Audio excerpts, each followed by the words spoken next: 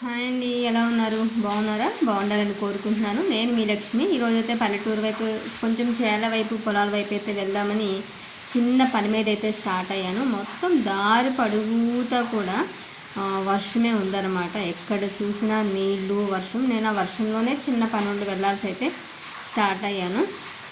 ఎండకి తట్టుకోలేము, వర్షం వస్తే చికాకు గజిబిజి అని అయితే అనిపిస్తూ ఉంటుంది నిజంగా మనకి.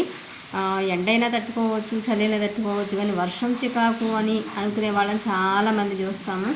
బట్ కానీ రైతులకి వర్షం కానీ, ఎండ కానీ, చలి కానీ ప్రతిదీ టైంకి వస్తేనే వాళ్ళ వ్యవసాయం అయితే సరిగ్గా సాగుతుంది. మన సంగతి ఎలా ఉన్నా రైతుల కోసం అయితే టైంకి పడాలి, ప్రకృతి వాళ్ళకి సహకరించాలి, మనం 4 మెతుకులు తినాలి, వాళ్ళు మంచిగా బతకాలి అనే కాన్సెప్ట్ అయితే మనందరం కోరుకుందాం. సో నేనైతే ఒక విలేజ్ వైపు అయితే వెళ్తున్నాను అనమాట. అక్కడ చేలు, చెట్లు మధ్య కూడా చాలా ప్రశాంతంగా అనిపించింది. చాలా రోజుల తర్వాత ఎండలో తట్టుకుని ఉన్నామేమో అలా. అది కాక రైన్లో కూడా కంపల్సరీ సిచ్యువేషన్ వల్ల వెళ్తున్నానేమో.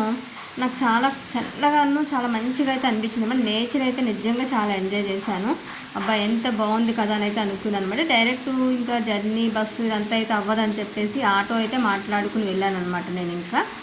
సో ఇంకా ఇది పొలం దగ్గర అయితే దిగాను. ఒకసారి చూద్దాము, ఇదంతా వీడియో అయితే చేద్దామని చెప్పేసి మొత్తం గట్టి మీద కొంచెం లెక్క అయితే పెడుతున్నాను. వీళ్ళంతా ఏంటంటే నారుబడికి తడుపుకోవడం కోసం, మళ్ళీ నాటు వేయడం కోసం చేనంతా ఆల్రెడీ వాళ్ళు తడుపుకున్నారు.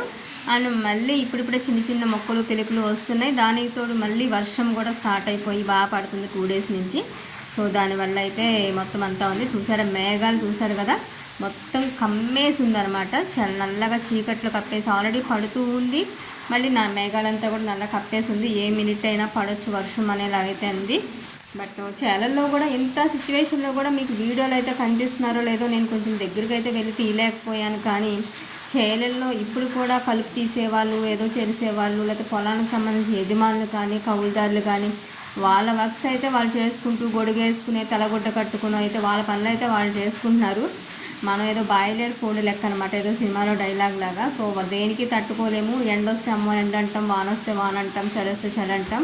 బట్ వాళ్ళు అన్నీ తట్టుకుని అయితే వాళ్ళ వర్క్స్ అయితే వాళ్ళు చేసుకుంటూనే ఉన్నారు. నేనైతే కనిపిస్తుంది కదా చెట్టు, ఆ చెట్టు దగ్గర ఒక చిన్న హౌస్ అయితే ఉందన్నమాట. అక్కడికైతే నేను రీచ్ అవ్వాలి. సో కొంచెం లెక్క నడుచుకుంటూ అయితే వెళ్ళాలన్నమాట. సో ఇదంతా ఒక చిన్న వీడియో క్లిప్ అయితే తీసి తర్వాత అయితే వెళ్దాము. నేచర్ అయితే చాలా బాగుంది కదా చూడటానికి అనే కాన్సెప్ట్ అయితే తీస్తున్నాను. మళ్ళీ ఒక పక్కన టెన్షన్ అనమాట.